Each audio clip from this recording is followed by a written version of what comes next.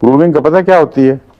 Homeopathic dose میں جی نہ کہ زہر کی اصلی حالت میں ریپیٹ ڈوزز دی جائیں تو وہ بجائے ہومیوپیتھک اثر دکھانے کے ایلوپیتھک اثر دکھا دیتی ہے. اس لیے اوور مچ ڈوزنگ ہومیوپیتھی کی بھی ٹھیک نہیں ہے. لیکن ایک فرق ہے کہ اگر زہر دیا جائے تو وہ مہلک ثابت ہوتا ہے عموماً اگر بے احتیاطی ہو جائے. پروونگ مہلک ثابت نہیں ہوتی بلکہ وقتی ریئیکشن ہوتا ہے، اس کے بعد پھر جسم دوبارہ اپوزٹ ریئیکشن دکھا کر اس کو قابو کر لیتا ہے. اس لیے پروونگ سے کوئی عادی مرتا نہیں دیکھا گیا، بلکہ پروونگ سے علامتیں زیادہ تفصیل سے سامنے آتی ہیں. ہنیمن نے بہت قربانی دی ہے اس سلسلے میں، بہت دواؤں کی خود پروونگ کی، اور اس کے شاگردوں نے بھی اس زمانے میں بہت قربانیاں دیں اور پروونگ کی ہے. ایک دفعہ میں نے وقف جدید میں پروونگ شروع کرائی تھی اور اس پر تجربہ کیا تھا. مثلا آم کی کوئی مجھے پوٹینسی کہیں نظر نہیں آئی، اور آم میں نے دیکھا تھا اگر یہ چوسنے والے آم خصوصیت سے کچھ زیادہ کھا لیے جائیں، کام سے کھائے ہی جاتے ہیں زیادہ اگر مل جائیں تو اجابت نرم ہو جاتی ہے اور اسہال نہیں لگتے، لیکن نمایاں طور پر پیسٹی اور نرم اجابت ہو جاتی ہے. تو اس سے مجھے خیال آیا کہ بغیر کسی کو بتائے یہ کیا چیز ہے، ہومیوپیتھک پوٹینسی بنا کر آم کی اس کی پروونگ کر کے دیکھوں، اس سے اندازہ ہو جائے گا کہ واقعی پروونگ میں کوئی جان ہے کہ نہیں. اور مجھے بڑی خوشی ہوئی یہ دیکھ کے کہ کئی معلمین جنہوں نے خود اپنے آپ کو پیش کیا تھا انہوں نے یہ بات بتائی کہ اس کے بعد ہماری اجابت نرم ہو گئی. تو حالانکہ ان کے تصور میں بھی نہیں تھا کہ کس چیز کی پروونگ کر رہے ہیں. تو اس لیے پروونگ کو بھی اب رواج دینا چاہیے جماعت میں، مگر اس کے لیے بہت ہی تعصب سے پاک دماغ چاہیے اور کئی احتیاطوں کے ساتھ پروونگ ہوا کرتی ہے. ہر آدمی پروونگ نہیں کر سکتا، اس کے لیے حساس ذہین آدمی چاہیے جو پہلے اپنے اوپر پروونگ کریں، پھر ڈل آدمیوں پر بھی وہ پروونگ کریں.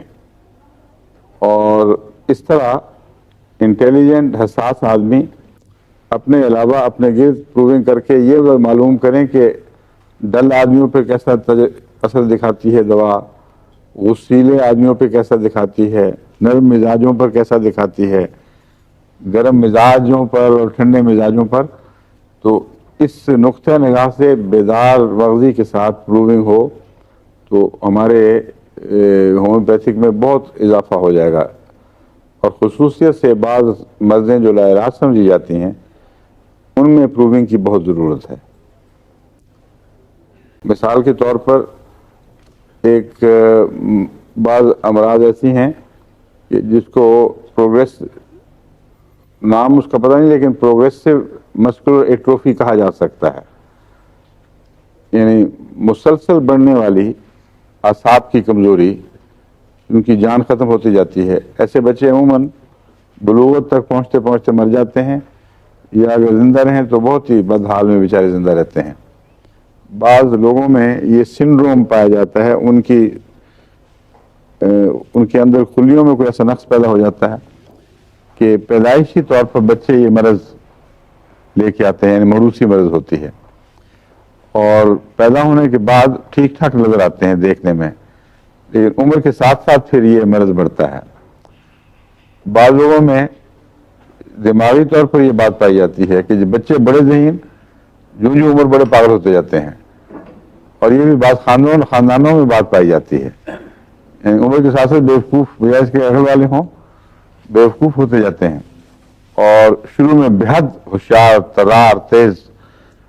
تو یہ بھی باتیں ہیں جو پروونگ کے وقت پیش نظر رکھنی پڑتی ہیں. ہر قسم کے دائرے کو وسیع کر کے ہر پہلو سے نظر رکھ کر باریک بینی سے مطالعہ کیا جائے. اب ایسے مریض کے متعلق میں مثال دے رہا ہوں. مجھے خیال آیا کہ جو ایلوپیتھک دوائیں ایسا مرض پیدا کرتی ہیں ان سے یا استفادہ کرنے کی کوشش کی جائے. اس میں ایک دوا ہے وینٹولین. جو اس کے دمے کے مریضوں کے لیے اسپیزم دور کرنے کے لیے استعمال ہوتی ہے. اس کا مجھے یاد ہے کہ میں نے ایک دفعہ لٹریچر کا مطالعہ کیا تھا, اس میں لکھا ہوا تھا کہ اگر اس کو زیادہ استعمال کیا جائے اور بے احتیاطی سے استعمال کیا جائے تو دماغ کا وہ حصہ جو مسکولر ٹون کو قائم رکھتا ہے وہ متاثر ہو جاتا ہے, اور ایسا مریض رفتہ رفتہ اس کی ٹانگوں میں سے جان نکلنی شروع ہو جائے گی, پھر اوپر کے دھڑ سے بھی, اور کانپنے بھی لگ جائے گا. حالانکہ یہ کوریا نہیں ہے, جو لماشا ہے یہ وہ نہیں ہے, یہ مرکزی دماغی حصے کی کمزوری کی وجہ سے ہوتا ہے.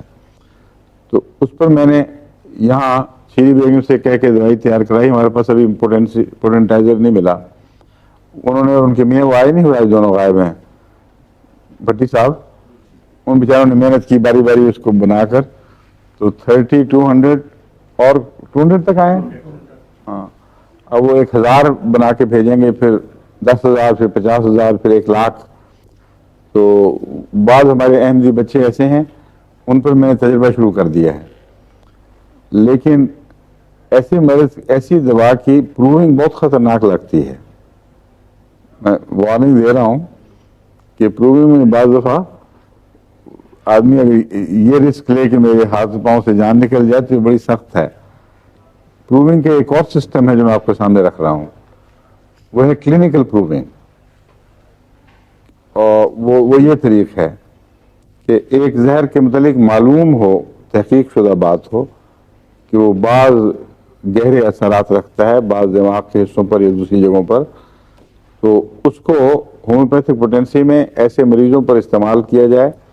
لیکن اس کو پروونگ, میرے نزدیک کلینکل پروونگ تب کہا جائے گا اگر ایسے مریضوں کے تمام کوائف اور ان کی ذہنی حالت اچھی طرح نوٹ کی جائے, اور ان کے والدین کے متعلق بھی اگر معلومات حاصل کی جائیں تو اس سے ہمیں فائدہ پہنچے گا. پھر وسیع پیمانے پر جو تجربے سامنے آئیں گے ان کو ہم پڑھ کر تو کرٹیکل انالیسس کر سکیں گے, ایک تجزیہ کر سکیں گے کہ کون سی چیز حقیقی ہے, کون سی فرضی ہے. پروونگ میں فرضی باتیں بھی بہت سی آ جاتی ہیں.